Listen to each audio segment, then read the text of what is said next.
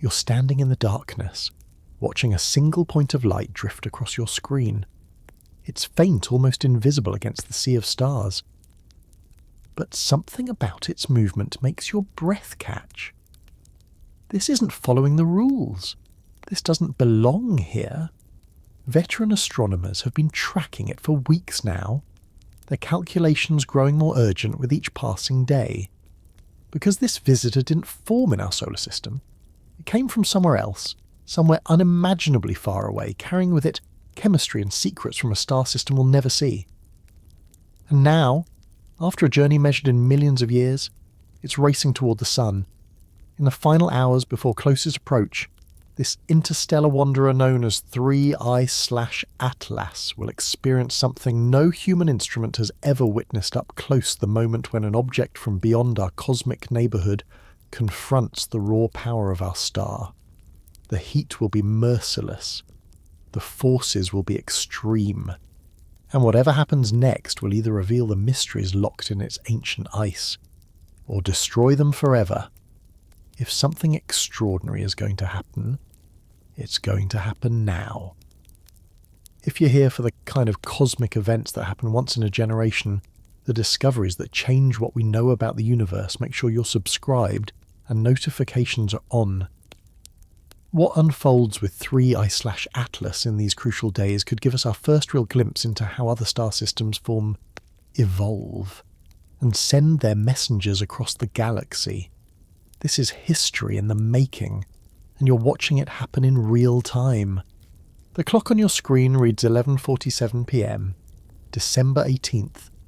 Somewhere above you, beyond the clouds and city lights, beyond even the thin veil of Earth's atmosphere, something is falling toward the sun at 180,000 miles per hour.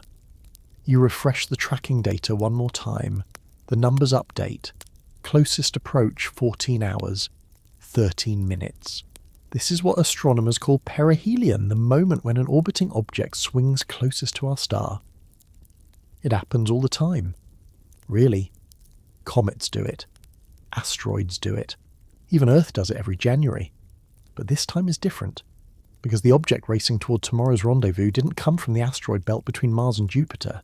It didn't form in the Kuiper belt beyond Neptune. It didn't even originate anywhere in our solar system. 3I/Atlas came from the stars. Think about that for a moment. The ice and rock currently hurtling toward the sun's embrace spent the last several million years, possibly tens of millions of years, drifting through the absolute emptiness between star systems. While human civilization rose and fell, while continents shifted and species evolved and went extinct, this object was travelling through a darkness so complete, so profoundly isolated, that the nearest star would have appeared as just another faint point in an unchanging sky. And then, by chance or fate or simply the mathematics of gravity, our sun reached out across the void and caught it. The discovery itself was almost accidental, the way most great cosmic finds tend to be. On January 6, 2024, the Atlas survey system in Hawaii flagged an unusual object moving through the constellation of Ursa Major. Atlas, the asteroid terrestrial impact last alert system, scans the entire visible sky every night, looking for anything that moves against the background stars. Most nights, it finds asteroids. Sometimes it catches comets. But the object designated C2024A3 Atlas immediately stood out for one simple reason: it was moving wrong. Not wrong in the sense of being broken or malfunctioning, but wrong in the way that tells astronomers they're looking at something extraordinary. The orbit was hyperbolic, a mathematical term that essentially means this thing is moving too fast to be gravitationally bound to the sun. It wasn't circling our star like a planet or even following the elongated ellipse of a typical comet. It was following a path shaped like an open curve, one that would bring it in from interstellar space, swing it once around the sun, and send it back out into the galaxy forever. Only 3 confirmed objects in human history have had orbits like this. The first was Oumuamua in 2017, that strange tumbling visitor that looked like nothing astronomers had ever seen, sparking theories ranging from dense cometary fragments to, more controversially, alien probes. The second was 2I/Borisov in 2019, which at least had the courtesy to look and behave like a normal comet, just one that happened to come from another star system. 3I/Atlas is the third, and it's behaving like neither of its predecessors. When astronomers calculated backward along its trajectory, they found something both beautiful and unsettling. Before the sun's gravity bent its path, 3I/Atlas was moving through interstellar space at roughly 20 kilometers per second, relative to the local standard of rest, the average motion of stars in our galactic neighbourhood. That velocity suggests it wasn't ejected violently from some distant solar system. Instead, it was probably born in the protoplanetary disk around another star, gently nudged into interstellar space by gravitational interactions with giant planets, and then set adrift to wander the galaxy for millions of years. Imagine being alone in the cosmic dark for that long. The star it once orbited, wherever that was, would have faded to invisibility within a few years of its ejection. For millions of years afterward, there would be no change, no reference point, no sense of time or motion, just the deep cold of space. Temperatures hovering around minus 400 degrees Fahrenheit, slowly pulling heat away from the object's core. Until now. As December 19th approaches, 3I/Atlas is experiencing something it hasn't felt since it left its home system warmth. Real, intense, life-altering warmth. At its closest approach, it will pass just 31 million miles from the sun's surface. That might sound like a safe distance. It's more than a third of the distance between Earth and the sun, but for a comet, it's intimate. It's close enough for the sun's radiation to heat the surface to over 300 degrees Fahrenheit. Close enough for ices that have been frozen solid for millions of years to suddenly boil away into space. Close enough for structural stresses that could tear the object apart. NASA's Solar Dynamics Observatory has already been repositioned. The European Space Agency's Solar Orbiter is standing by. Ground-based telescopes from Chile to Hawaii have cleared their schedules. Because here's the thing about perihelion, it's often when comets do something unexpected. The sudden heating, the intense gravitational forces, the rapid rotation it creates conditions where structure that seems solid can suddenly fracture, where hidden pockets of volatile material can explode outward, where an object that's been dormant for millions of years can suddenly wake up. And 3I/Atlas has already shown signs of waking up. In late October, observers noticed something unusual. The comet had brightened significantly, far more than models predicted it should at that distance from the sun. The increase wasn't gradual, it was sudden, like someone had flipped a switch. For a few days, 3I/Atlas was pumping out dust and gas at rates that suggested something had changed beneath its surface. Then, just as suddenly, it dimmed again.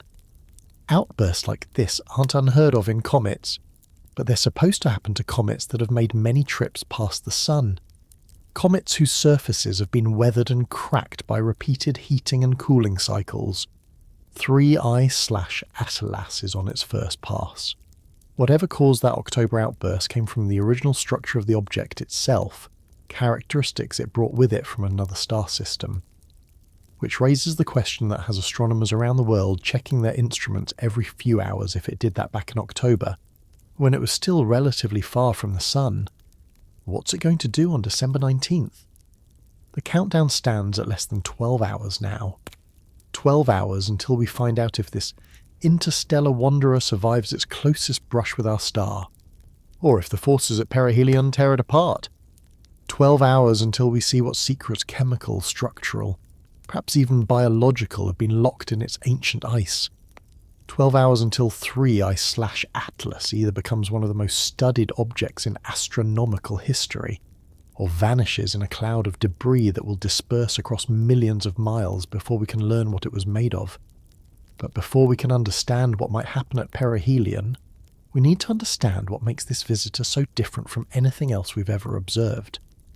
Because the more data astronomers gather, the clearer it becomes 3I/Atlas isn't playing by the rules we thought governed interstellar objects.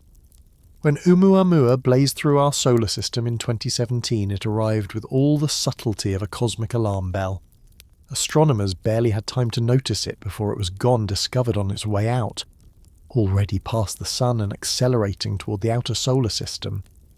By the time telescopes swung around to capture images, it was just a faint dot of light, tumbling end over end at a rate that suggested something deeply unusual about its shape. The data pointed to an object so elongated, roughly 10 times longer than it was wide, that nothing like it had ever been seen in our solar system. People called it everything from a space cigar to, less scientifically, a cosmic alien probe. The theories got wilder when astronomers noticed it was accelerating away from the Sun slightly faster than gravity alone could explain. Something was pushing it, outgassing from sublimating ice. Probably. But no one could detect the gas itself, and the mystery only deepened. Then came 2I/Borisov in 2019, and astronomers breathed a collective sigh of relief. Here, finally, was an interstellar visitor that made sense. It looked like a comet. It acted like a comet. It had a visible coma, that fuzzy cloud of gas and dust that surrounds an active comet's nucleus. Spectroscopic analysis showed water vapour, carbon monoxide, and dust composition that matched comets born in our own solar system. If anything, Borisov was almost disappointingly normal, just a regular comet that happened to come from somewhere else. So when 3I/Atlas appeared in January 2024, astronomers had a mental framework ready. It would be either strange like Oumuamua or normal like Borisov. Binary choice. Weird or familiar? 3I/Atlas chose option 3 both, somehow, at the same time. Start with the basics, the orbit itself. When you calculate a comet's orbit, you get a number called orbital eccentricity. A perfect circle has an eccentricity of 0. Earth's orbit, which is nearly circular, has an eccentricity of 0.017. A long ellipse, like Halley's comet, might have an eccentricity of 0.967. But once you cross 1.0, you're in hyperbolic territory. The object isn't bound to the Sun, and it's leaving forever. Oumuamua had an eccentricity of 1.20. Borisov came in at 3.36, moving so fast that gravity could barely bend its path before it shot back out into space. 3I/Atlas. Its eccentricity is approximately 1.00057. Read that again. It's barely hyperbolic. Just barely. This object is moving through our solar system at almost exactly escape velocity, the minimum speed needed to break free of the Sun's gravity. Slow it down by a fraction of a percent, and it would have been captured, doomed to orbit our star for billions of years. Speed it up slightly, and it would have zipped through even faster than it already is. What are the odds of that? What kind of cosmic accident sends an object on an interstellar trajectory at precisely the speed needed to make its orbit just barely unbound? Dr. Darrell Seligman, an astronomer at Cornell University who studies interstellar objects, noted in an October 2024 interview with Sky and Telescope that such low eccentricity hyperbolic orbits are statistically unusual among the interstellar population we'd expect. Most objects ejected from other solar systems should be moving much faster through interstellar space, not dawdling at the minimum speed required to remain unbound.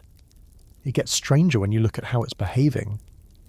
Unlike Oumuamua, which showed no visible coma and left astronomers guessing at its composition, 3I/Atlas has been actively outgassing since late summer. Observations from the European Southern Observatory's Very Large Telescope in Chile detected clear spectral signatures of dust and gas surrounding the nucleus, classic comet behaviour. Good. Normal. Except the pattern of that activity doesn't match what models predict. Typical comets brighten gradually as they approach the Sun, following a predictable curve based on how quickly ice sublimates at different temperatures. You can actually write an equation for it. Brightness increases with the inverse square of the distance from the Sun, modified by the comet's size and composition. Astronomers have been using variations of this equation since the 19th century, and it works. It's reliable. 3I/Atlas brightened too quickly in September, then plateaued in early October, then suddenly surged brighter in late October, that mysterious outburst we mentioned earlier, before settling back down. It's as if the comet can't decide whether it wants to be active or dormant, as if different regions of its surface are waking up at different times, responding to the sun's heat in ways that standard comet models don't predict. Could it be tumbling, rotating in a complex way that exposes different faces to sunlight at irregular intervals? Possibly, but observations of its light curve the way its brightness changes over time haven't revealed the clear periodic variations you'd expect from a tumbling object. It's bright, then it's dimmer, then it's brighter again, but without an obvious pattern. Dr. Matthew Knight, a comet specialist at the US Naval Academy, pointed out in a November preprint paper that 3I/Atlas's activity profile suggests either a heterogeneous surface composition or an unusual internal structure, perhaps both. Translation: this thing is made of different materials in different places, mixed together in ways we're not used to seeing, which, when you think about it, makes sense. It formed around a different star, possibly in a protoplanetary disk with a different temperature gradient, different available elements, maybe even different ice-to-rock ratios than what we're familiar with. Here's where it gets really interesting. When spectroscopes at the Keck Observatory in Hawaii analysed the gas streaming off 3I/Atlas in early November, they detected carbon monoxide, lots of it, more CO relative to water ice than most solar system comets produce. That's not unheard of. Some comets from the outer reaches of our own Oort cloud show similar chemistry. But combined with the unusual activity pattern and the barely hyperbolic orbit, it's another piece of a puzzle that doesn't quite fit together. And then there's the size question. Based on brightness and assumptions about how reflective the surface is, astronomers estimate 3I/Atlas's nucleus is somewhere between 1 and 3 kilometers across. But that's a huge range. Double the diameter, and you've got 8 times the volume, 8 times the mass. Is this a small, bright object or a larger, darker one? Without knowing the exact reflectivity, what astronomers call albedo, we can't be sure. Why does size matter? Because it determines how much heat the sun can pump into the core, how quickly structural stresses build up, and ultimately, whether the object is likely to survive perihelion intact or break apart under the strain. Borisov, for reference, was about 400 meters across, roughly half the size of the smallest estimate for 3I/Atlas.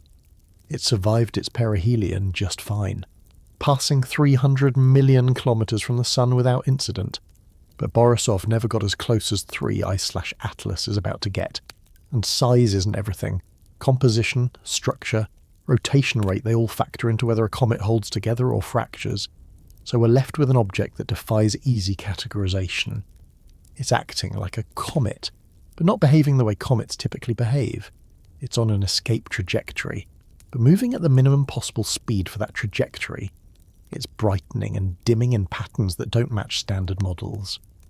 And it's about to experience temperatures and gravitational stresses that would destroy a weaker object or reveal hidden structure in a stronger one. There's a term astronomers use when dealing with objects like this. Objects that sit at the boundary between categories and challenge the neat boxes we've created. Transitional. 3I/Atlas might be transitional between comet and asteroid, between bound and unbound, between active and dormant, or it might be something we don't have a category for yet, something that only makes sense in the context of the star system where it formed, but we won't know until the sun turns up the heat and forces it to show its true nature. And that moment, the moment when millions of years of frozen chemistry meets the raw power of solar radiation, is less than 8 hours away now. The question isn't just what 3I/Atlas is. The question is, what's it going to become when the pressure is on? Imagine you're standing on the surface of 3I/Atlas right now, not in a spacesuit that wouldn't help, but as a disembodied observer, watching the universe from the perspective of this ancient traveller. For millions of years, the view has been essentially unchanging stars scattered across an infinite black canvas, no brighter in one direction than another, cold, silent, still. But in the past few months, one star has been growing brighter, slowly at first, then faster. What began as just another point of light is now a blazing disk, dominating the sky ahead, pumping heat into rock and ice that haven't felt warmth since this object left its birth system. The surface beneath you dark, irregular, pockmarked with craters and fissures is beginning to stir. Tiny geysers of vapour are erupting from cracks where sunlight has penetrated deep enough to reach buried pockets of frozen gas. The ice isn't melting. At these pressures, it's sublimating, going directly from solid to vapour without ever becoming liquid. This is what perihelion feels like from the inside. And it's about to get much, much more intense. At 31 million miles from the Sun, 3I/Atlas will experience solar radiation roughly 10 times stronger than Earth receives. That might not sound catastrophic after all. Mercury endures conditions far worse, orbiting at an average distance of just 36 million miles and getting hit with radiation about 11 times what we feel on Earth. But Mercury is a solid ball of iron and rock, baked and hardened over 4.6 billion years of continuous solar exposure. Its surface temperature swings from 800 degrees Fahrenheit on the day side to minus 290 degrees Fahrenheit at night, and it doesn't even flinch. 3I/Atlas is not Mercury. It's a loosely bound collection of ice, rock, and dust, more like a cosmic snowball than a solid sphere. And it's never experienced anything like this before. The physics of what happens at perihelion is both beautiful and brutal. As solar radiation penetrates the surface, it doesn't heat everything evenly. Dark regions absorb more energy than bright ones. Cracks and fissures channel heat deeper than smooth areas. The result is thermal stress, different parts of the object expanding and contracting at different rates, creating internal pressures that can exceed the tensile strength of the material itself. Think of it like taking a frozen dinner out of the freezer and putting it directly into a hot oven. The outside heats up fast while the inside is still frozen solid. The temperature difference creates stress. Sometimes that stress releases harmlessly. Sometimes it shatters the container. For comets, we've seen both outcomes sometimes in the same object. Take Comet Linear, officially designated C1999S4. In July 2000, as it approached perihelion at a distance of about 70 million miles from the Sun, more than twice as far as 3I/Atlas will get, astronomers watched it simply fall apart.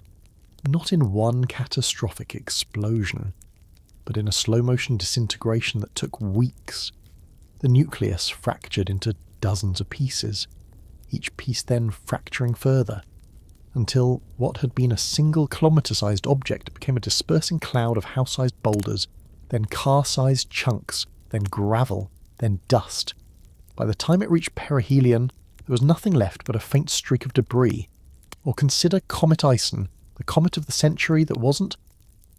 In November 2013, Ison dove toward the Sun on a trajectory that would take it just 730,000 miles above the solar surface, almost grazing the actual atmosphere of our star. Predictions ranged from "it'll be the brightest comet in decades" to "it won't survive." Spoiler, it didn't survive. Ison entered perihelion as a solid object about a mile across and emerged as a faint smudge of dust that faded from view within hours. The Sun had simply vaporized it. But here's the thing. Not all comets die at perihelion. Some get stronger. Comet Lovejoy, which made a death-defying pass just 87,000 miles above the Sun's surface in December 2011, was expected to vaporize completely. Astronomers watched it disappear behind the Sun, waited for it to emerge on the other side. And there it was, not only intact, but brighter than before, trailing a magnificent tail of dust and gas that stretched across millions of miles. Something about its internal structure, the way its ice and rock were bound together, allowed it to withstand temperatures exceeding 3,600 degrees Fahrenheit and gravitational forces that should have torn it apart. So which fate awaits 3I/Atlas, disintegration like linear, vaporization like ice, and triumphant survival like Lovejoy? The answer depends on factors we can't directly measure from 31 million miles away. How much of the nucleus is ice versus rock? Are there large, solid boulders embedded in the ice? providing structural support, or is it more like a loosely packed rubble pile, held together by little more than its own weak gravity as the rotation stabilizing it, or creating additional stress through centrifugal force? Dr. Quanxi Ye, an astronomer at the University of Maryland who specializes in cometary behavior, published a risk assessment for 3A/Atlas in early December. His analysis, based on brightness variations and outgassing patterns, suggests the nucleus has already shed at least some surface material. Those October outbursts we mentioned earlier might have been small-scale fracturing events. The object is under stress, Ye noted in an interview with New Scientist. Whether that stress leads to catastrophic fragmentation or controlled outgassing depends entirely on internal properties we can't observe directly. There's also the gravitational factor. At closest approach, 3I/Atlas will be well outside the Roche limit, the distance at which tidal forces from the Sun would literally rip it apart through differential gravity. The Roche limit for an icy object near the Sun is about 550,000 miles. At 31 million miles, 3I/Atlas will be safely beyond that threshold, but safely is relative. Even at this distance, the Sun's gravity creates measurable tidal stress, trying to stretch the object slightly along the Sun-comet axis. For a solid, coherent body, this stress is negligible. For a weakly bound rubble pile, it could be the final straw that triggers fragmentation. And then there's the rotation. We don't yet know how fast 3I/Atlas is spinning, but rotation rate can make the difference between survival and destruction. Spin too fast, and centrifugal force works against the already weak gravity holding the object together. Spin too slow, and you don't get the stabilizing gyroscopic effect that helps keep irregular objects from tumbling chaotically.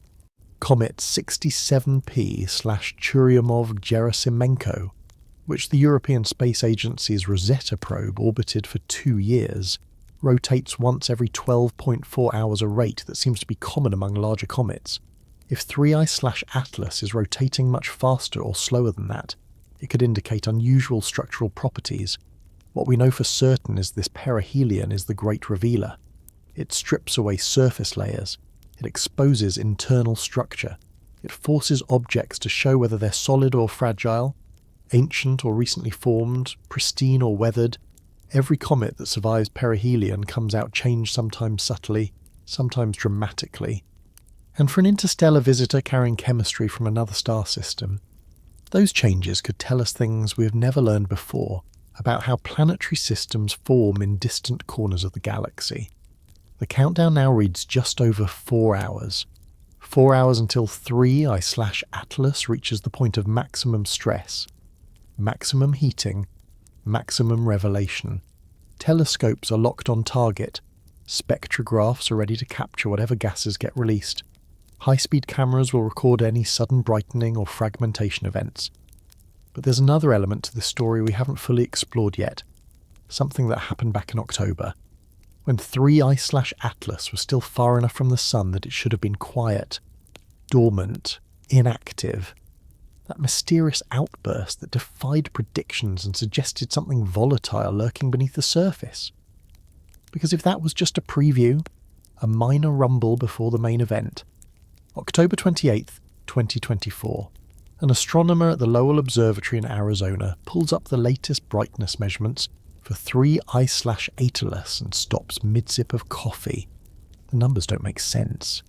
Yesterday, the comet was magnitude 12.3 visible only through decent-sized telescopes. Today it's reading 10.8. That's not a typo. That's not measurement error.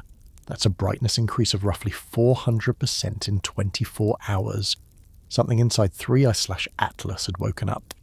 Outbursts, sudden, dramatic increases in a comet's brightness are one of the most puzzling phenomena in planetary science. They happen when a comet suddenly starts ejecting far more dust and gas than normal, sometimes brightening by factors of hundreds or even thousands within hours. And here's the unsettling part: we still don't fully understand what triggers them. The most famous example in recent history is Comet 17P/Holmes. On October 24, 2007, Holmes was a faint, unremarkable periodic comet that most amateur astronomers had never bothered to observe. It was magnitude 17, so dim you'd need a serious telescope and perfect conditions just to spot it. Then, over the span of just 42 hours, it exploded in brightness by a factor of nearly 400,000. Suddenly it was magnitude 2.8 visible to the naked eye, brighter than most stars in the night sky. Its coma, that cloud of gas and dust, expanded so rapidly that within weeks it was larger than the Sun in diameter. Even though the solid nucleus at its centre was only about 2 miles across, what caused it, we still don't know for certain.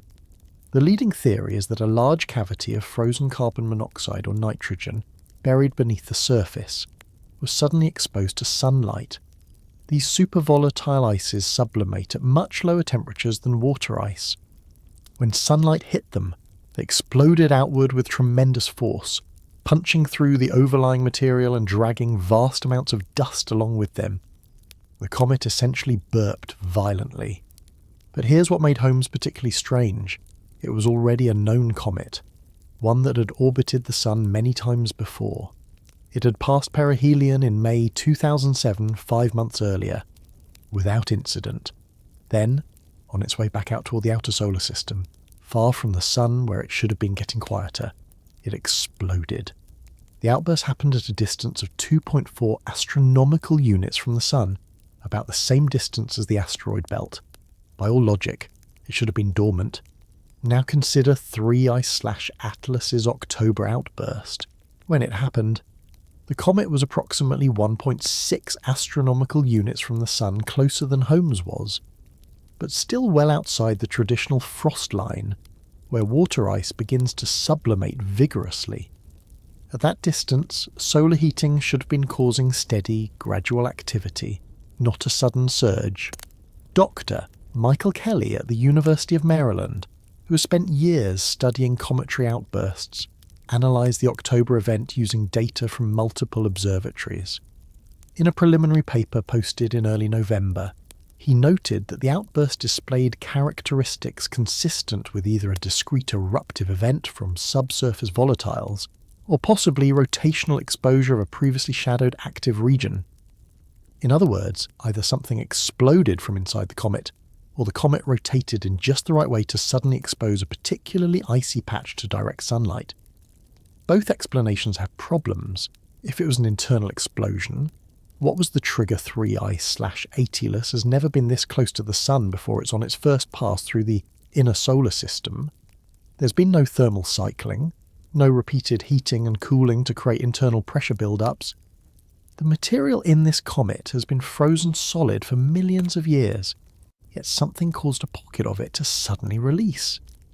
If it was rotational exposure, that implies the comet has dramatically uneven composition patches of volatile rich material next to patches of stable, inactive material. That's not impossible. The nucleus of comet 67P, which Rosetta studied extensively, showed significant compositional variations across its surface. But 67P is a Jupiter family comet that's made hundreds of trips past the Sun. It's had time to develop an uneven, weathered surface. 3I/Atlas should still be relatively pristine, unless it's not. There's a third possibility that researchers are beginning to consider. Maybe 3I/Atlas experienced significant activity before it ever entered our solar system, perhaps during its formation, or during its ejection from its home system, or during some close encounter with another object during its millions of years wandering through interstellar space. Any of those events could have created internal fractures, exposed fresh volatile material, or left it in a structurally weakened state.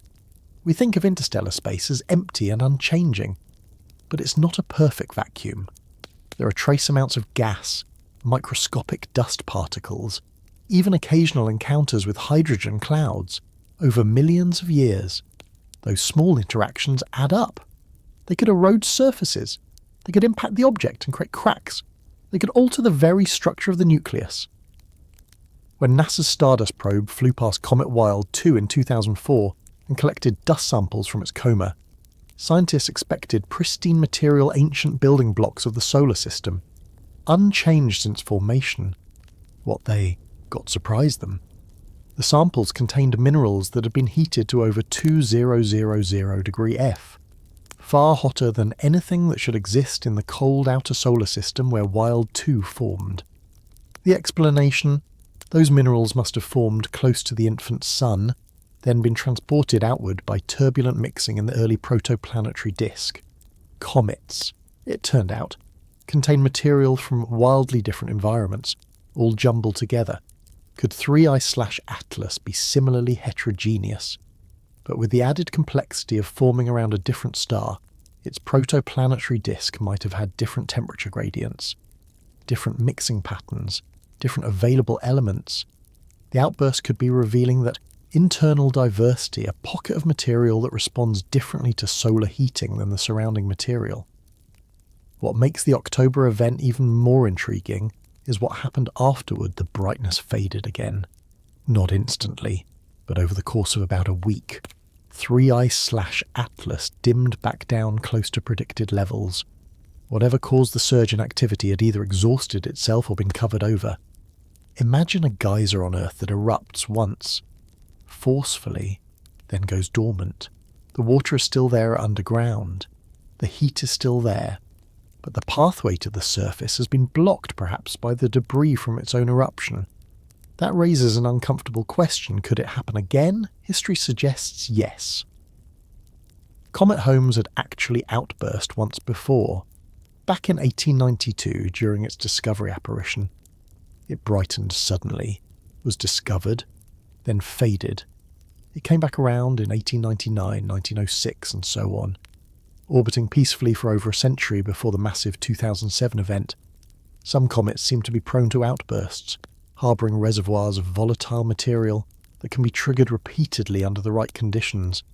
If 3I/Atlas has similar reservoirs, and the October event suggests it might then perihelion is when they are most likely to erupt again, the sun's heat will be at maximum intensity. Any remaining pockets of super-volatile ices will be under maximum stress. Structural weaknesses will be maximally exposed. Dr. Colin Snodgrass, who leads the European Southern Observatory's Comet Observation Programme, put it bluntly in a December interview with Astronomy magazine. We're watching for the other shoe to drop. October was a warning. Perihelion is when we find out if that was the only shoe, or if there are more waiting. There's precedent for this. Comet Schwassmann-Wachmann 3, which we mentioned earlier, didn't just fragment once it had been experiencing minor outbursts for decades before its final, catastrophic breakup in 1995. Each outburst weakened the structure a little more, created new fractures, exposed new volatile material. By the time it reached perihelion, it was ready to fall apart, and it did, splitting into dozens of fragments that dispersed along its orbital path. So as 3I/Atlas approaches those final hours before closest approach, astronomers aren't just watching for whether it survives. They're watching for signs of another outburst, a sudden surge in brightness, a spike in gas production, a change in the dust emission pattern. Any of those could be the signal that something fundamental is happening beneath the surface, that millions of years of frozen chemistry are suddenly being unlocked. And if there is another outburst, if those volatiles do erupt during perihelion, we'll get something rare and precious, a direct spectroscopic snapshot of material from another star system. At the moment it's being released, the gases won't have time to disperse, the dust won't have time to spread out. We'll be capturing the raw chemistry of an alien world, preserved for millions of years, revealed in an instant. But to understand what that chemistry might tell us, what secrets are locked in the ice and rock of 3I/Atlas, we need to look at what comets are actually made of, and why an interstellar visitor's composition matters so much. When you break a comet down to its fundamental components, you're essentially looking at a time capsule from the birth of a solar system. Not our solar system, or in this case, possibly not, but a solar system. The ice, the rock, the trace organic molecules, they're all remnants of the swirling disk of gas and dust that collapsed to form a star and its planets roughly 4.6 billion years ago. Water ice makes up the bulk of most comets we've studied, usually around 80% of the volatile material. That makes sense. Oxygen is the third most abundant element in the universe after hydrogen and helium, and hydrogen is number one. Put them together in the cold outer regions of a forming solar system, and you get lots of water ice. Simple chemistry. Universal physics. But here's where it gets interesting. The ratio of different molecules in a comet tells you about the specific conditions where it formed. Temperature, mainly. How far from the young star was the material when it froze? What was the pressure? Were there shock waves from stellar winds compressing the disk? Every comet carries a chemical fingerprint of its birthplace. When spectroscopes at the Gemini Observatory in Hawaii analysed light passing through 3I/Atlas's coma in early November, they detected something unexpected. The carbon monoxide to water ratio was high, not impossibly high, but higher than most comets from our own solar system show. Carbon monoxide CO is what chemists call a supervolatile. It freezes at much lower temperatures than water, around minus 340 degrees Fahrenheit, compared to water's 32 degrees Fahrenheit. You only get significant amounts of CO ice if material froze in the very cold outer regions of a protoplanetary disk. Beyond where the giant planets formed, most solar system comets have CO to water ratios around 5%. That's the baseline we're used to. 2I/Borisov, our previous interstellar visitor, measured around 70% CO relative to water, shockingly high, suggesting it formed in an extremely cold region of its home system. Initial measurements of 3I/Atlas put it somewhere in between, with estimates ranging from 15–30% CO, still elevated compared to typical solar system comets, but not as extreme as Borisov. What does that tell us potentially? That 3I/Atlas formed in a moderately cold region of its protoplanetary disk, farther out than where Neptune-like planets would orbit, but not in the absolute frigid outer reaches where Borisov likely originated. It's a Goldilocks composition, not too hot, not too cold, but distinctly different from the average. But there's a complication. Carbon monoxide isn't just a passive tracer of formation conditions, it's also incredibly reactive when exposed to cosmic rays. Over millions of years in interstellar space, high-energy particles from distant supernovae and other sources constantly bombard any object not protected by a star's magnetic field. Those particles can break chemical bonds, create new molecules, alter the surface chemistry. The CO we're detecting now might not reflect the original composition. It could be depleted from what it was when 3I/Atlas left its home system. Or it could be enhanced if UV radiation from distant stars broke down more complex molecules into simpler ones like CO. Dr. Martin Cordner at NASA's Goddard Space Flight Center, who led the Gemini observations, acknowledged this uncertainty in a December presentation at the American Astronomical Society meeting. We're measuring present-day composition, not necessarily primordial composition. Interstellar processing could have significantly altered the chemistry we're seeing. Translation. The comet we're observing now might be chemically different from the comet that began its journey millions of years ago. Then there's the dust. When sunlight scatters off particles in a comet's coma, the colours reveal information about grain size and composition.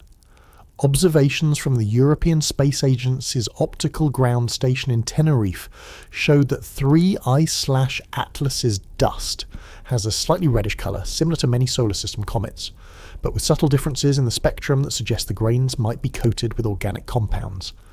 Not life don't get excited, but complex carbon-based molecules formed by chemical reactions in the cold vacuum of space. These organic compounds, technically called tholins, are created when simpler molecules like methane, ethane, and nitrogen are exposed to UV radiation. They're gummy, sticky substances that coat dust grains and give them that characteristic reddish-brown colour. We see them on Pluto. We see them on Saturn's moon Titan. We see them in the outer reaches of our solar system. And now, apparently we're seeing them on a visitor from another star system. What's fascinating is that this suggests similar chemistry happens around other stars. The building blocks are the same, the processes are the same, the results are similar. It's a reminder that the laws of physics and chemistry don't stop at the edge of our solar system. Carbon behaves the same way everywhere. Water freezes at the same temperature whether you are orbiting our sun or a star 50 light years away. But similar doesn't mean identical.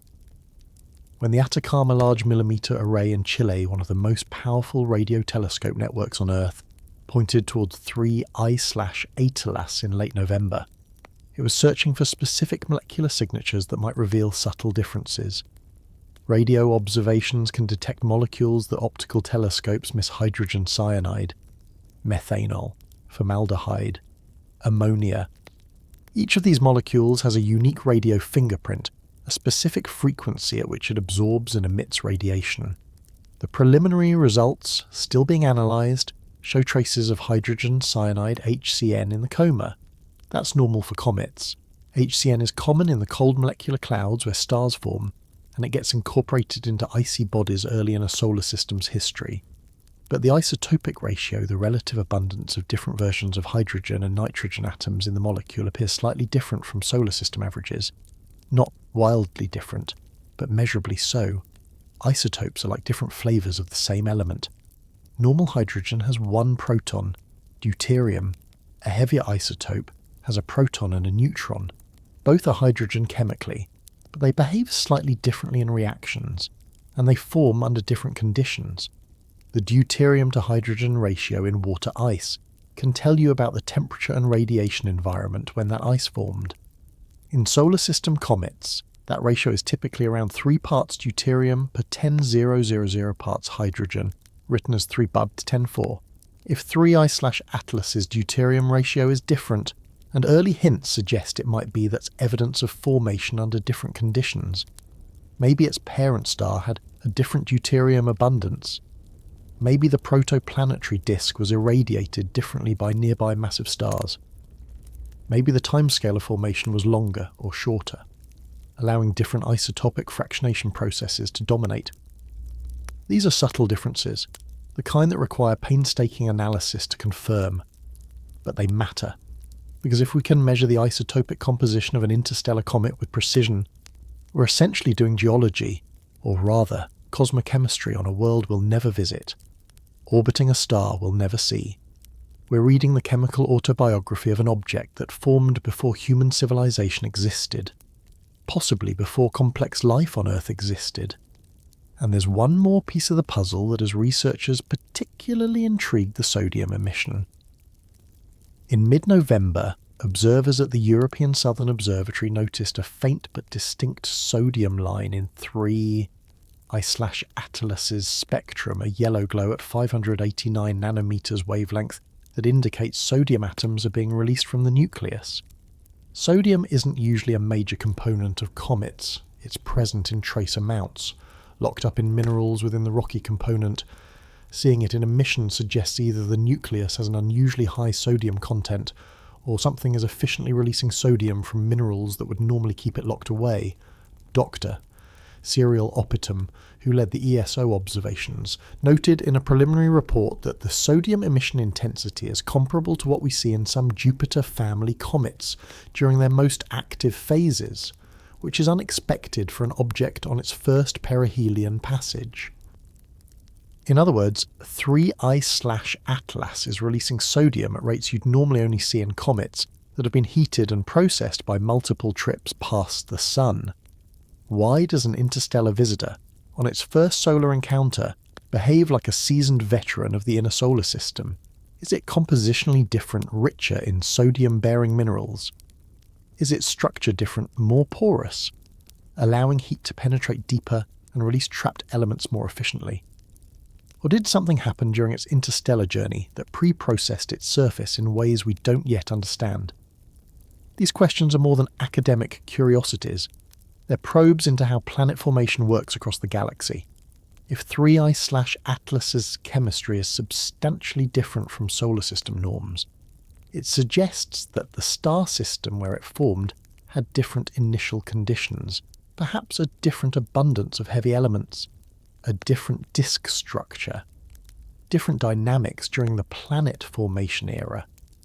But if its chemistry is fundamentally similar, That suggests planet formation follows universal patterns, with only subtle variations from system to system. We're about to get the most definitive answers we've ever had, because at perihelion, when the sun's heat is at maximum intensity, 3I/Atlas will release gases and dust at rates far higher than anything we've measured so far. Every spectrograph in the world that can see it will be recording.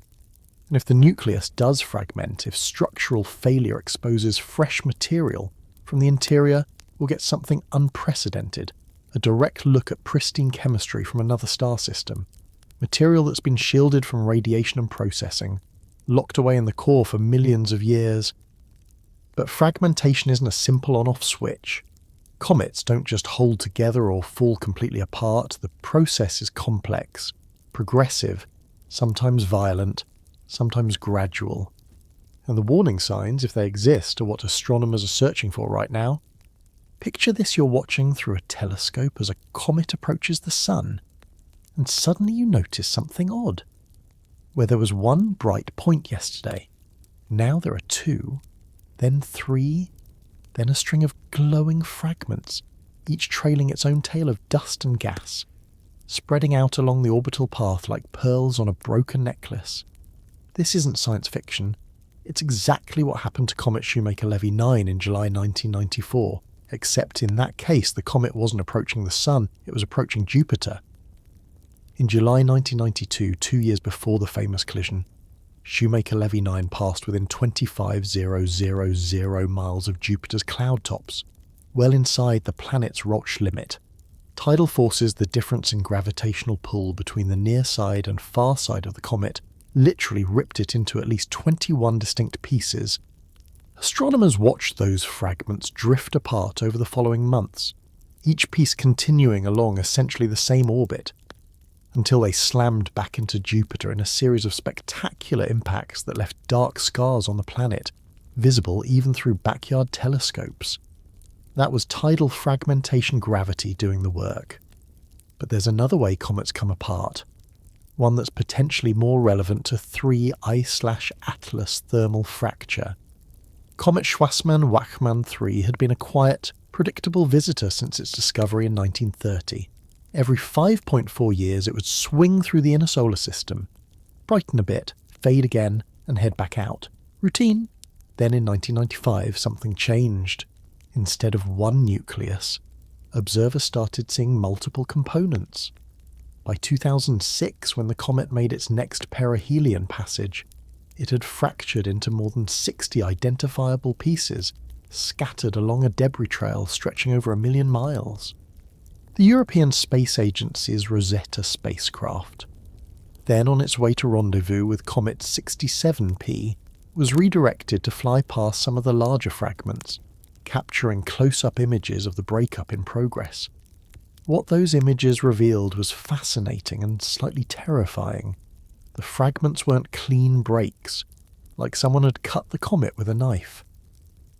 They were jagged, irregular, surrounded by clouds of smaller debris. Some pieces were still connected by tenuous bridges of material, slowly stretching and tearing.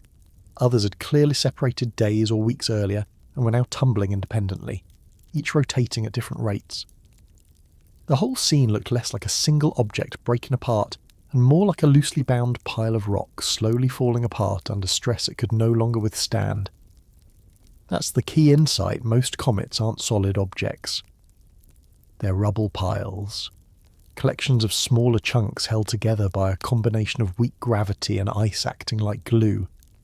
When that ice sublimates away, when thermal expansion creates cracks that propagate through the structure, when rotation speeds up due to outgassing jets acting like tiny rocket engines, any of those factors can push the object past its structural limit. And here's the unsettling part: fragmentation doesn't always happen suddenly. Sometimes it's progressive. Comet 73, P/Schwassmann-Wachmann 3, a different comet than the one we just discussed, despite the similar name, showed clear evidence of this progressive breakup. When it was first observed fragmenting in 1995, careful analysis of old photographs revealed that small pieces had actually been breaking off since at least 1970, maybe earlier. The comet had been slowly disintegrating for decades, shedding material bit by bit until finally, in 1995, the main nucleus split into larger, more obvious fragments. By 2006, those fragments had split further, and some of those subfragments had split again. The entire object was coming apart in stages, like a building demolition in extreme slow motion. Could 3I/Atlas be experiencing something similar right now? There are signs that make astronomers wonder. The October outburst we discussed earlier, that sudden 400% brightness increase, could have been more than just a gas release. Dr. Zdeněk Šekanina, a comet fragmentation expert at NASA's Jet Propulsion Laboratory, has analysed dozens of comet outbursts over his career, and he's found that many of them are associated with small-scale fragmentation events. When you see a rapid brightening followed by an extended fading, he wrote in a 2008 review paper, you're often looking at the signature of a discrete chunk separating from the main nucleus. The brightening is from fresh ice being exposed. The fading is that new surface getting covered with dust again. If that's what happened to 3I/Atlas in October, it would mean the nucleus has already lost at least some structural integrity. A piece broke off, maybe just a boulder-sized chunk, maybe something larger and exposed fresh, active material. That doesn't necessarily mean the whole thing is coming apart, but it does indicate the structure is under stress. Then there's the light curve. The pattern of brightness changes over time. When astronomers plot 3I/Atlas's brightness against time, the graph doesn't show a smooth curve. It's bumpy, irregular, with unexpected dips and rises that don't match simple models of a rotating nucleus with stable active regions. Those irregularities could be noise in the data, differences in how various telescopes measure brightness. Or they could be real variations caused by the nucleus changing shape, losing pieces, or exposing new surfaces as material breaks away. Dr. Jianyang Li at the Planetary Science Institute has been studying the morphology, the shape and structure of 3I/Atlas's coma using high-resolution images from the Hubble Space Telescope.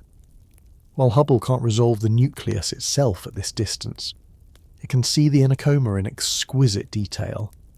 And what Li has found is intriguing. The coma isn't perfectly symmetric. There are subtle jets and streamers pointing in specific directions, suggesting localized active regions on the nucleus. But those jets seem to be changing position between observations taken days apart. Either the nucleus is rotating in a complex way, tumbling rather than spinning smoothly, or the active regions themselves are moving as material breaks off and exposes new areas. We're seeing dynamical changes on timescales of days. Li noted in a December conference presentation, that's not what you typically see in a structurally stable comet nucleus. What would fragmentation look like if it happens at perihelion? That depends on how catastrophic it is. Best case scenario, small-scale shedding. The nucleus loses some surface material. Maybe a few house-sized boulders break off, but the main body remains intact. We'd see a temporary brightness spike as fresh ice gets exposed. Then activity would settle back down.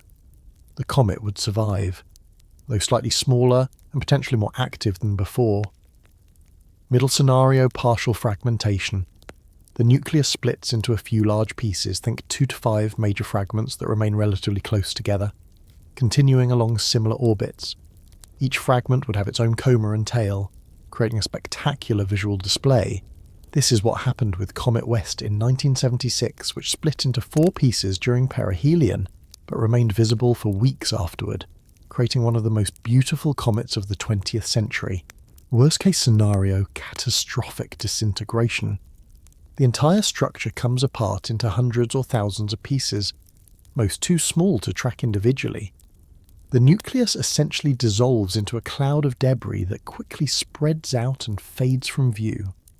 This is what happened to Comet Ison in 2013 and Comet Linear in 2000. One day you're tracking a solid object. The next day there's nothing but a fading smudge of dust. Which outcome is most likely for 3I/Atlas? The honest answer is we don't know. We don't have enough information about its internal structure, its rotation rate, or its precise composition. What we do know is that the conditions at perihelion will test whatever structural integrity it has. The thermal stress will be maximum. The gravitational gradient, though not tidal breakup level, will be significant. And if there are any existing cracks, any weak points in the structure, any remaining pockets of super volatile ices ready to explode, this is when they'll make themselves known. There's actually a formula astronomers use to estimate fragmentation risk, developed by studying hundreds of comet perihelion passages over the years. It factors in perihelion distance, estimated nucleus size, approach velocity, and activity level. When researchers plug in 3I/Atlas's parameters, they get an ambiguous result. The risk isn't negligible, but it's not overwhelming either. Somewhere in the middle, a coin flip. Perhaps the most telling comparison is with Comet Lovejoy, that death-defying survivor we mentioned earlier that passed just 87,000 miles above the sun's surface, 40 times closer than 3I/Atlas will get, and lived to tell the tale. Lovejoy was estimated to be about 200 meters across, roughly 1/10 to 1/5 the size of 3I/Atlas. It survived temperatures that should have vaporized it. How? Probably because it had a surprisingly solid core. Maybe a large rocky component providing structural support. Maybe just fortunate internal geometry that distributed stress evenly. Does 3I/Atlas have similar advantages, or is it more like those comets, Ison, linear, others that looked solid until perihelion proved otherwise? The telescopes watching right now aren't just passively observing, they're actively hunting for the telltale signs sudden brightness changes, the appearance of secondary condensations in the coma, changes in the dust emission pattern, spectroscopic signatures of freshly exposed material. Any of those could be the early warning that fragmentation is beginning, that millions of years of structural integrity are about to end in a matter of hours. But even if 3I/Atlas holds together, even if it survives perihelion intact, there's still the question of what we'll actually see. What data we'll be able to capture during those crucial hours when observation conditions are most challenging. There's a cruel irony in observing comets at perihelion. The moment when they're most interesting is also the moment when they're hardest to see. Think about the geometry for a second. 3I/Atlas is approaching the sun from our perspective here on Earth. At closest approach, that critical moment we've been counting down to it will be roughly 31 million miles from the sun's surface. That sounds far, but in astronomical terms, it's intimate. The sun appears 47 times larger in 3I/Atlas's sky than it does in ours. And from Earth's perspective, the comet will be positioned just 24 degrees away from the sun's glare in our sky. For reference, that's about the width of an outstretched hand at arm's length. Try looking at something that's close to the sun. Go ahead, imagine it. You can't. The sun is 400,000 times brighter than the full moon. Its light scatters through Earth's atmosphere, creating a blue glow that washes out everything nearby. Professional telescopes have filters and careful positioning to block direct sunlight, but even they struggle with objects this close to solar glare. For several hours around closest approach, 3I/Atlas will be effectively invisible from the ground, hidden not by its own faintness, but by our star's overwhelming brilliance. This is why timing matters so desperately. The useful observation window is narrow, roughly 36 hours before perihelion and 36 hours after. That's it. Before that, the comet is still approaching, still heating up, not yet at maximum activity. After that, it's receding, cooling down, and whatever drama happened at closest approach is already over. Everything astronomers hope to learn about fragmentation, about outbursts, about compositional changes has to be captured in that 72-hour window, with a several-hour gap right in the middle when observations are impossible. Dr. Matthew Knight, who we've mentioned before, has coordinated what he calls the 3I/Atlas perihelion campaign, a global effort involving more than 30 professional observatories and countless amateur astronomers. The campaign's observation schedule reads like a carefully choreographed dance. As the comet moves across the sky, observatories in different time zones hand off coverage like relay runners passing a baton. It starts on the morning of December 18th with telescopes in Hawaii, the Gemini North Observatory, and the Canada-France-Hawaii telescope on Mauna Kea. They catch 3 Ice/Atlas low on the eastern horizon just before dawn, taking spectroscopic measurements to establish a baseline of activity. As the sun rises in Hawaii and observation becomes impossible, the Atacama Large Millimeter Array in Chile takes over. Using its unique capability to observe during daylight hours, radio telescopes don't care about blue sky the way optical ones do. By evening of December 18th, telescopes in South Africa and Australia join in.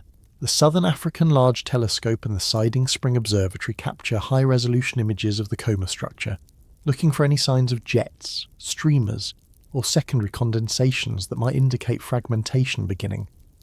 As Earth rotates and those sites lose visibility, observatories in Europe pick up the watch, the Very Large Telescope in Chile, the William Herschel Telescope in the Canary Islands, the Nordic Optical Telescope. Then comes the gap. On December 19th, from approximately 9 a.m. to 6 p.m. Universal Time, 3 Ice/Atlas is too close to the Sun for ground-based telescopes to safely observe. This is when the space-based assets become critical. NASA's Solar Dynamics Observatory, which normally stares at the Sun 24/7 monitoring solar activity, has been reprogrammed to watch for 3 Ice/Atlas's passage through its field of view. SDO orbits Earth in a geosynchronous position, always facing the Sun, equipped with instruments that can block out the solar disk while still seeing the surrounding corona. If 3 Ice/Atlas passes through SDO's field during those critical hours and predictions suggest it will, we might get images of the comet at the exact moment of closest approach. Something that's only been achieved for a handful of sun-grazing comets in history.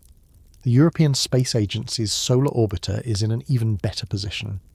Unlike SDO, which stays near Earth, Solar Orbiter is currently about 40 million miles from the Sun on its own elliptical path. From that vantage point, 3 Ice/Atlas and the Sun are separated by a wider angle enough that Solar Orbiter's cameras can image the comet without the same glare problems Earth-based telescopes face.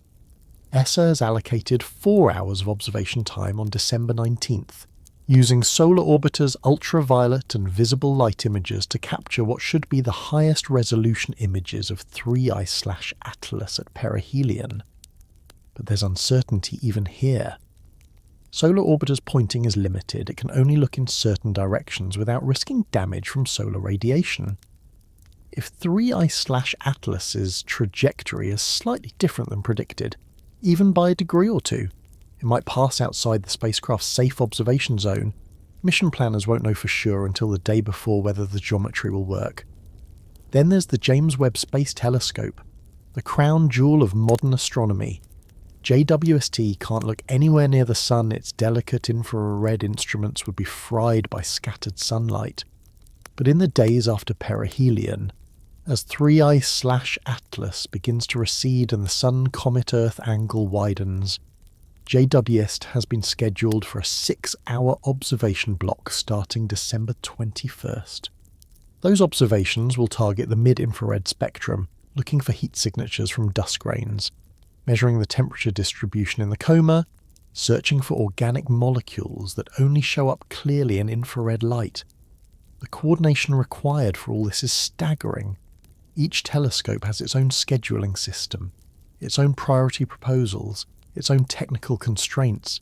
Getting them all to focus on a single target during a narrow time window required months of planning, coordination meetings across time zones, and in some cases, emergency directors' discretionary time, the astronomical equivalent of a fire alarm that lets you cut to the front of the line.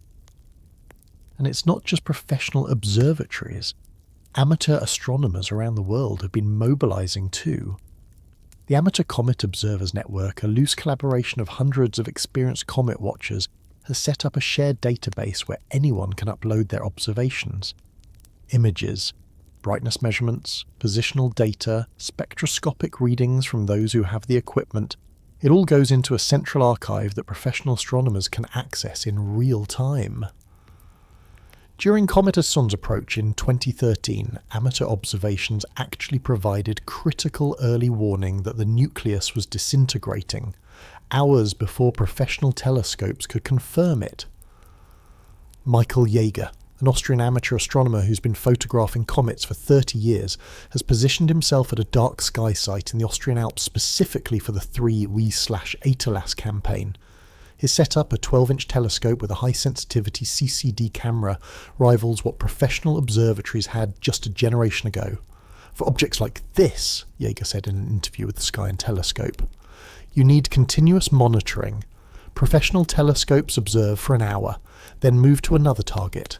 Amateurs can stay on one object all night, catching short-term variations that big telescopes miss.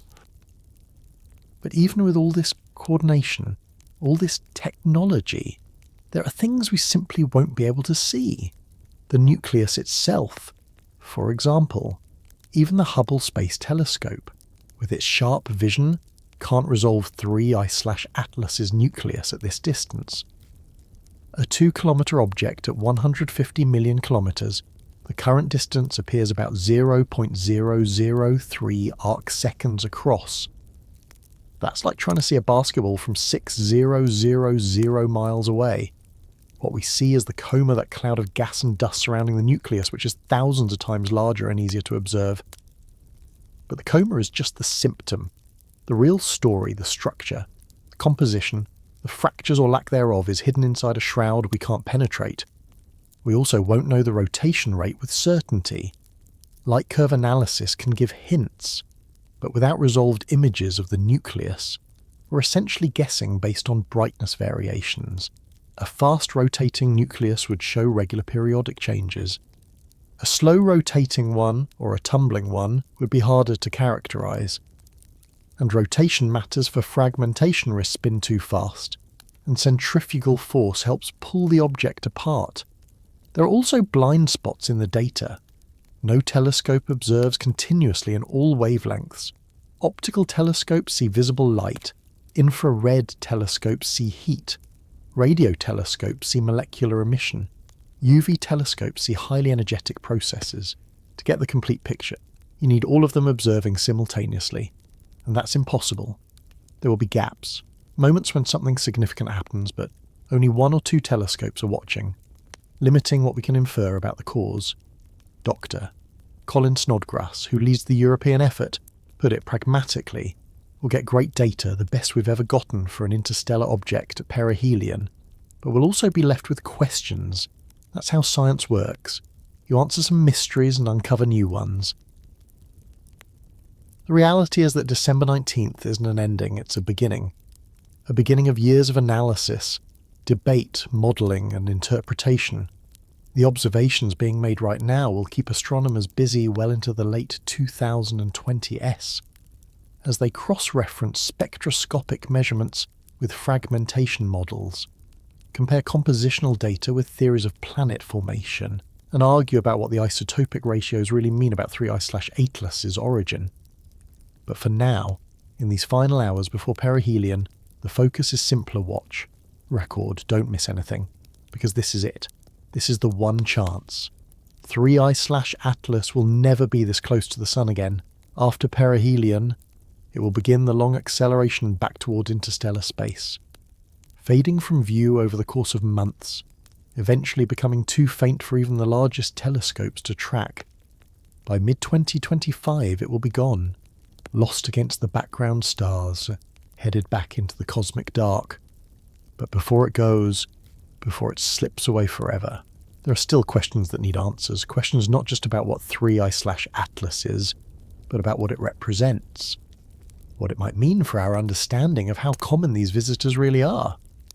There's a moment in every major astronomical discovery when the data stops making complete sense, when the straightforward explanations don't quite fit, and scientists start entertaining ideas they wouldn't normally say out loud. Not wild speculation, they're too careful for that, but thoughtful what-ifs that push against the boundaries of conventional thinking. 3I/Atlas has created several of those moments. Let's start with the least controversial wildcard theory, the one that's actually appeared in peer-reviewed papers 3I/Atlas.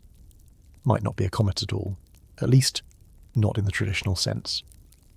When the Rosetta spacecraft spent 2 years studying Comet 67P up close, one of its most surprising discoveries was just how dark the surface was.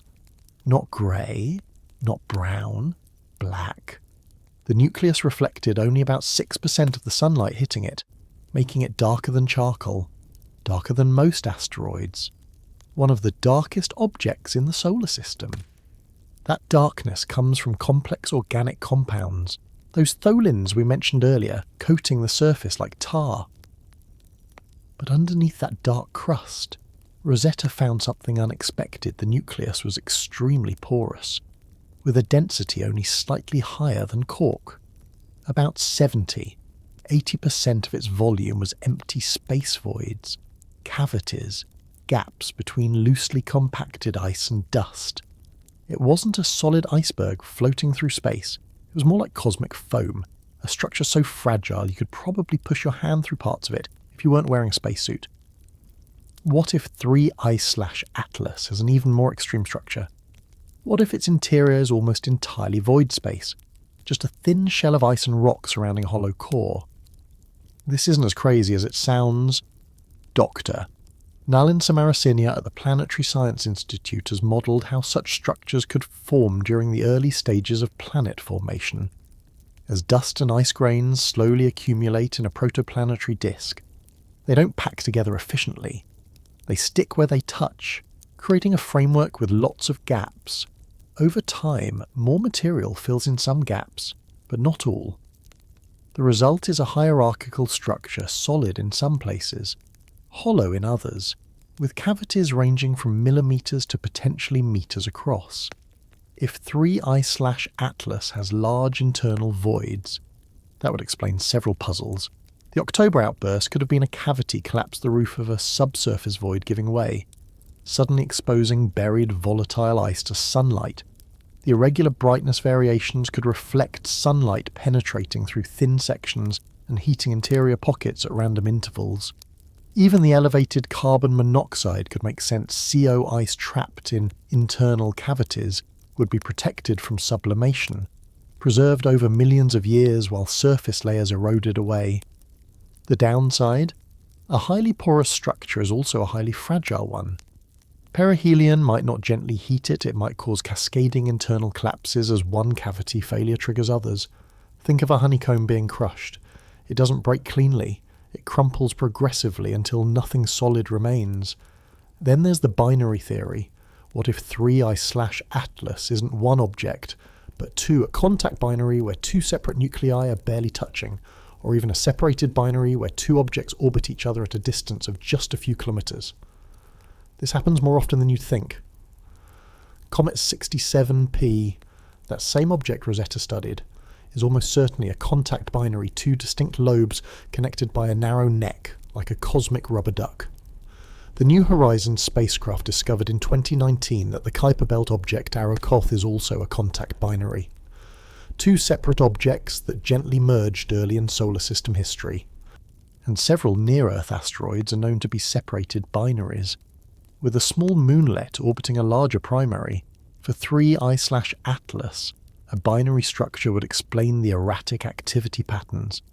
If the two components have different compositions, one more volatile rich, one more stable, they would respond to solar heating differently.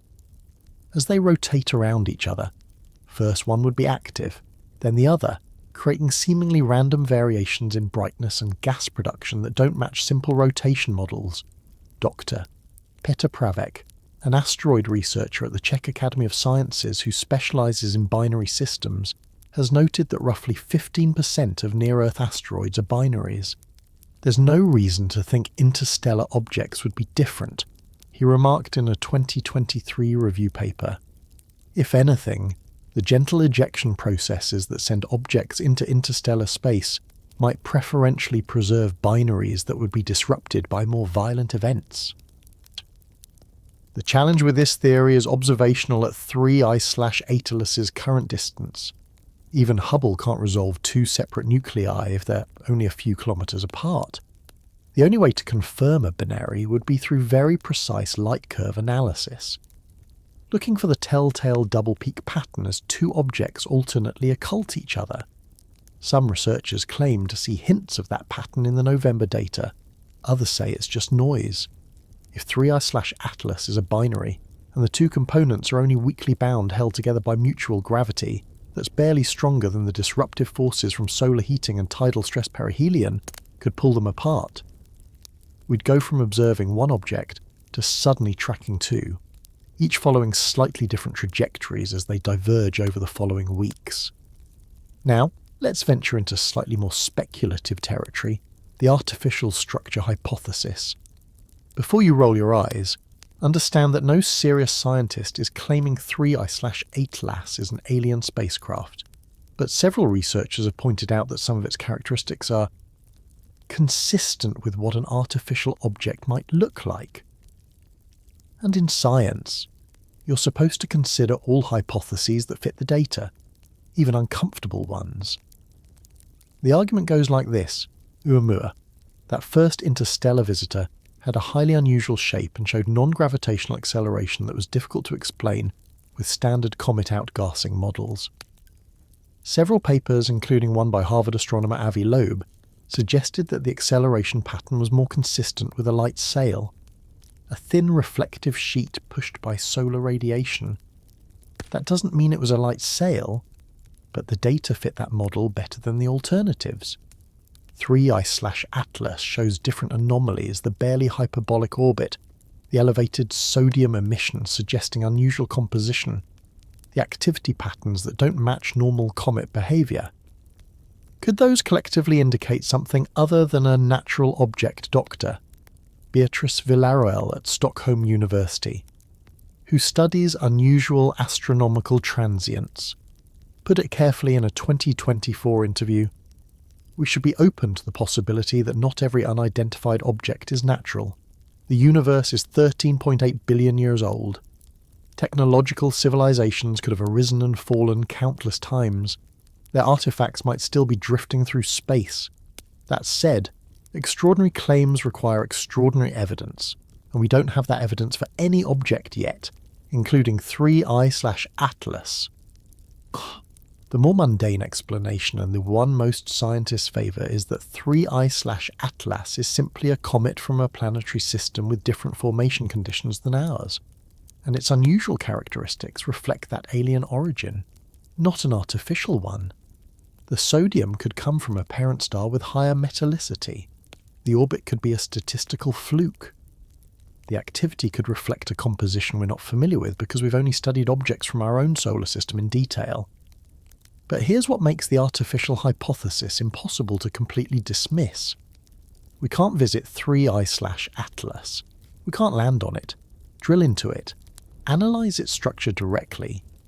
All we have are measurements from millions of miles away: brightness, spectrum, trajectory, and those measurements, while improving with each observation, have inherent limitations. You can't definitively prove something is natural from a distance, any more than you can definitively prove it's artificial. Carl Sagan had a principle for exactly these situations. Extraordinary claims require extraordinary evidence, but the absence of evidence is not evidence of absence. In other words, just because we haven't found proof of artificial objects doesn't mean they don't exist, but we shouldn't assume they do exist without compelling reason. For 3I/Atlas, the compelling reason would be something unambiguous: a radio signal, a geometrically perfect structure visible in high-resolution images, acceleration patterns that couldn't possibly be explained by natural processes. None of those things have been observed. The default assumption remains that this is a natural comet, however unusual its properties might be. Perhaps the most intellectually honest position is the one taken by Dr. Michelle Bannister at the University of Canterbury, who studies small body populations across the solar system. 3I/Atlas is teaching us that our sample size of interstellar objects is still way too small to know what's normal. We've seen three. You can't establish statistical patterns from 3 examples. Maybe 3I/Atlas's characteristics are rare. Or maybe they're common and we've just been unlucky with our small sample. That's the real wild card. We don't know what we don't know.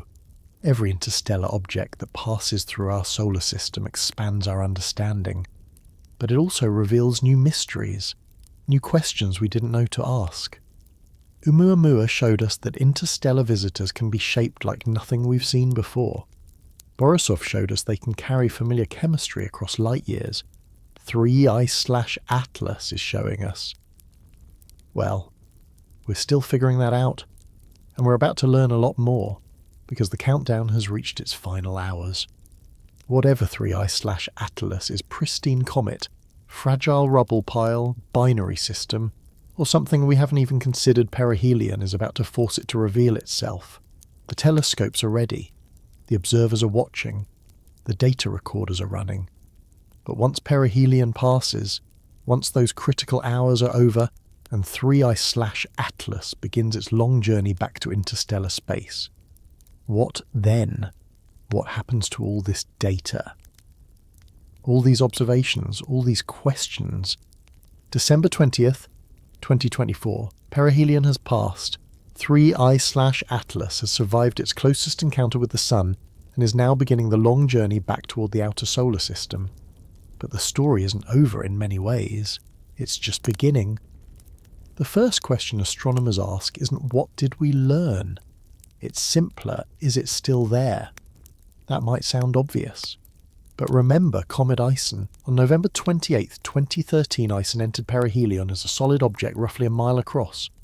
NASA's Solar Dynamics Observatory captured images of it approaching the Sun, passing behind the solar disk, and then emerging as a faint smudge. For a few hours, there was hope maybe it had survived. Maybe that smudge would brighten as material sublimated from a battered but intact nucleus. Instead, over the following days, that smudge faded into nothing. The nucleus had been completely vaporized. What emerged from perihelion was just a dispersing cloud of dust. No solid core remaining. So when 3I/Atlas emerges from the solar glare on December 20th and telescopes in Australia and South Africa pick it up again, the first measurement is brightness. If it's roughly as bright as models predicted, accounting for the expected increase in activity from perihelion heating that suggests the nucleus is intact, if it's dramatically brighter, that could mean fragmentation has exposed fresh surface area, increasing the active area, pumping out gas and dust. If it's dramatically fainter, that could mean the opposite, catastrophic disintegration into pieces too small to be very active. Let's game out the three scenarios and what each would mean for science. Scenario 1, clean survival. 3I/Atlas emerges intact, slightly brighter than before perihelion, but showing no signs of fragmentation. The light curve settles into a predictable pattern. Spectroscopic measurements show elevated gas production for a few days as the heated nucleus slowly cools. Then activity gradually declines as it moves farther from the Sun. This is actually the most scientifically valuable outcome in some ways. An intact nucleus means the data we gather over the following weeks represents a single, coherent object. We can track how its activity evolves as it cools, measuring the decay rate of different gas species. Water vapour, which sublimates easily, will decline quickly. Carbon monoxide, with its lower sublimation temperature, will persist longer. By measuring those decay curves, astronomers can infer the temperature gradient within the nucleus, how deep the perihelion heating penetrated, how quickly heat is radiating back into space. Dr. Yanga Fernandez at the University of Central Florida has spent years studying comet thermal evolution. In a 2022 paper on post-perihelion behaviour, he noted that the cooling phase is when we learn about internal structure. A porous nucleus with lots of voids will cool faster than a dense, solid one. A large nucleus will retain heat longer than a small one. The post-perihelion activity curve is essentially a thermometer that tells us what's happening inside. For 3I/Atlas, those measurements would be unprecedented. No interstellar object has ever been observed through a complete perihelion passage and cooling phase. We'd be watching, in real time, how an object from another star system responds to thermal stress we can quantify precisely. That data would anchor models of comet structure for decades. There's also the trajectory to consider. Perihelion passages change orbits not dramatically for distant passages like Thrion/Atlas S, but measurably. The intense outgassing acts like tiny rocket engines, pushing the nucleus in ways that slightly alter its path. By precisely measuring 3I/Atlas's post-perihelion trajectory and comparing it to predictions, astronomers can calculate the total momentum transfer from outgassing. That, in turn, tells them the total mass of gas and dust released, which constrains the nucleus size and composition. Scenario 2 controlled fragmentation. 3I/Atlas splits into 2 or more large pieces, let's say 3 to 5 major fragments each, at least several hundred meters across. They remain relatively close together, within a few thousand kilometers, all following nearly identical orbits. This scenario turns one object into a small fleet, and each fragment becomes an independent data point. Are they similar in composition, or do they show differences that reveal chemical heterogeneity in the original nucleus? Do they have different rotation rates, suggesting the original object was spinning fast enough to preferentially shed material from its equator? Do some fragments show more activity than others, indicating they contain more volatile material? History shows that fragmented comets can teach us extraordinary things.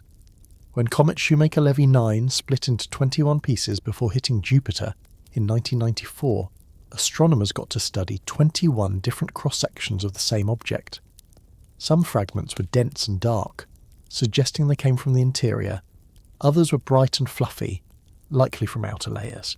The fragment diversity revealed that the original comet wasn't homogeneous. It had structure, layering, compositional gradients. If 3I/Atlas fragments, each piece would have slightly different cooling rates based on its size and composition. Tracking those differences would be like doing a CT scan of the original nucleus, revealing its internal architecture from the behaviour of its broken parts. There's also a practical benefit fragments spread out over time, expanding the observation window. While a single intact nucleus would fade beyond detectability by mid-2025 as it races back toward interstellar space, a trail of fragments would remain visible longer. Some pieces might still be trackable in late 2025 or even 2026, giving astronomers months of additional data. Scenario 3. Catastrophic disintegration 3I/Atlas completely falls apart into hundreds or thousands of pieces, most too small to track individually. What remains is a dispersing debris cloud similar to what happened with Comet Linear in 2000 or Ison in 2013. This sounds like the worst outcome, but it's not without scientific value. Even a debris cloud tells a story. First, the very fact of disintegration reveals something about structural strength. We can calculate the stresses 3I/Atlas experienced at perihelion thermal, tidal rotational. If those stresses exceeded the object's ability to hold together, that sets an upper limit on its material strength. For an interstellar object, that's valuable data. It tells us whether comets from other star systems are fundamentally similar to ours, same strength, same structure, or fundamentally different. Second, debris clouds evolve in predictable ways. The smallest dust particles get pushed outward by solar radiation pressure, creating an expanding shell. Larger fragments continue along the original orbit, spreading out over time due to small velocity differences.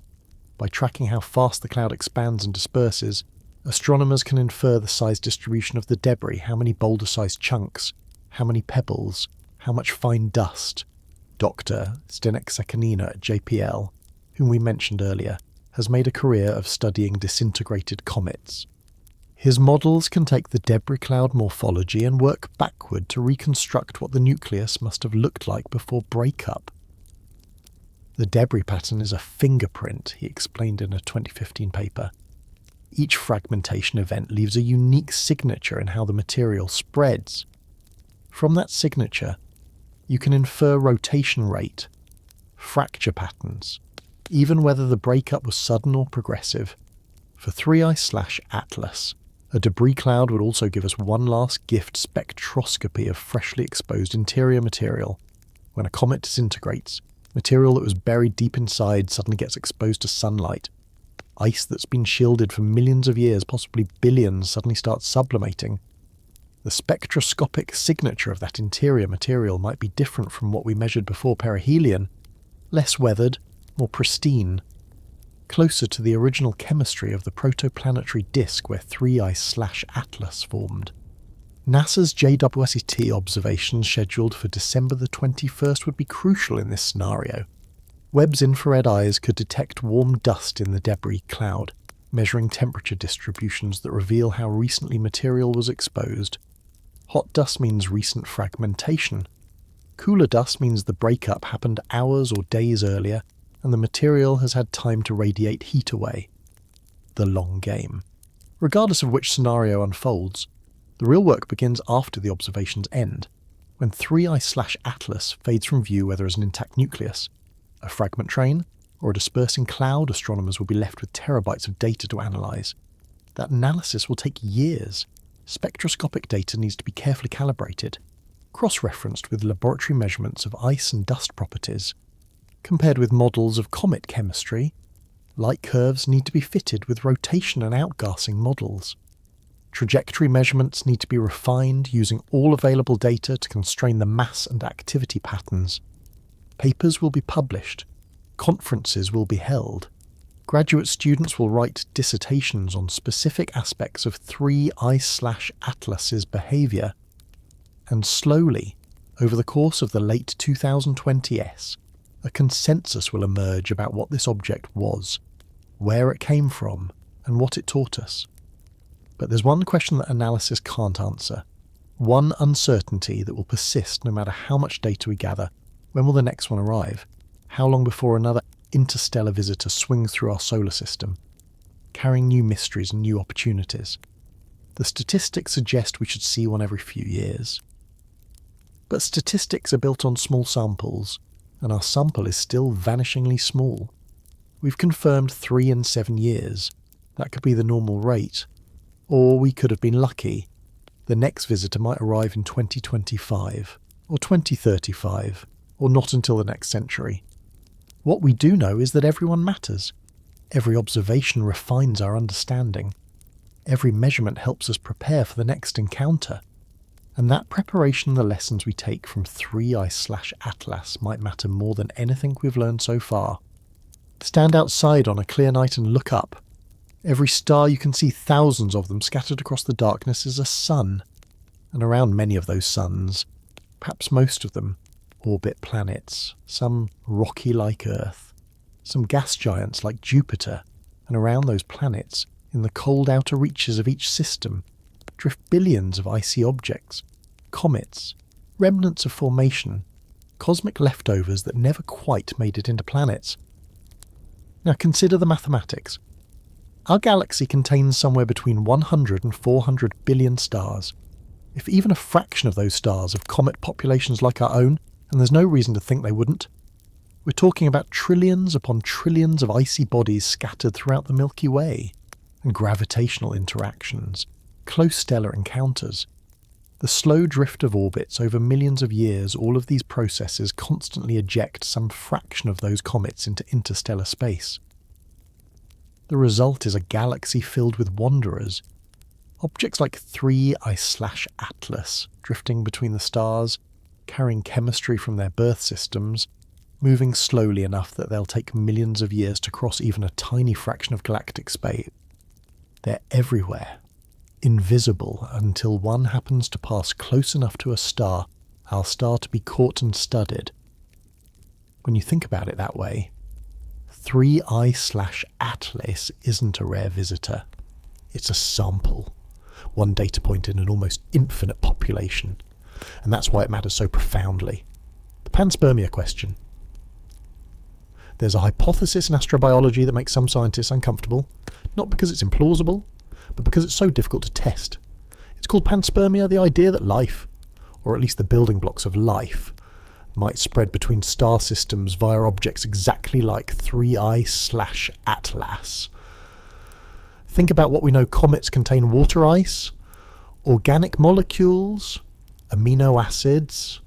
When NASA's Stardust mission analysed samples from Comet Wild 2 in 2006, it found glycine the simplest amino acid, one of the fundamental building blocks of proteins. That glycine formed in space, in the cold chemistry of the protoplanetary disk, before Earth even existed.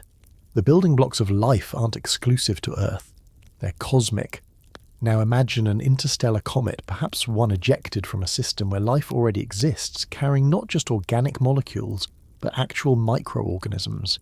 Bacteria, for example, can survive extreme conditions. Some species tolerate radiation doses that would kill a human 1,000 times over. Others can remain dormant for millions of years, essentially frozen in time, waiting for conditions to improve. Could hardy microbes survive a multi-million-year journey through interstellar space, embedded in ice, shielded from cosmic rays by meters of rock and frozen gas doctor? Gerda Horneck, a pioneer in studying extremophiles in space conditions, conducted experiments aboard the International Space Station exposing bacteria to vacuum, radiation, and temperature extremes. Some species survived for years. Not all cells, but enough. Life, she concluded in a 2010 review paper, is more robust than we typically assume. If microbes can survive interstellar travel, and if interstellar comets regularly pass through planetary systems like ours, then life might not be isolated to individual worlds. It might be, in a sense, a galactic phenomenon spreading slowly, randomly, wherever conditions allow. Earth's life could have originated here, or it could have been seeded by an ancient impact from an interstellar visitor that arrived billions of years ago, long before humans evolved to notice such things. 3I/Atlas won't answer that question definitively. We're not going to detect life on it.